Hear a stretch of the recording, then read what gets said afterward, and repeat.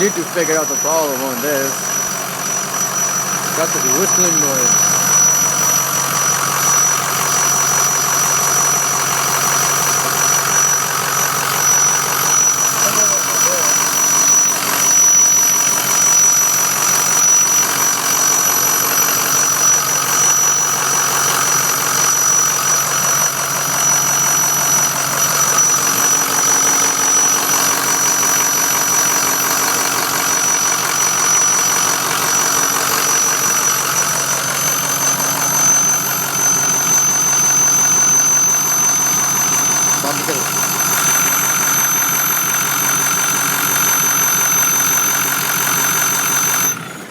So this is the very loud and obnoxious whistling sound I've got coming from under the hood of my 6-liter, which I've tuned with a SCT tuner. It's got an EGR delete kit on it and a 4-inch catback exhaust. I can't seem to find out the problem, so maybe one of you guys could help me out.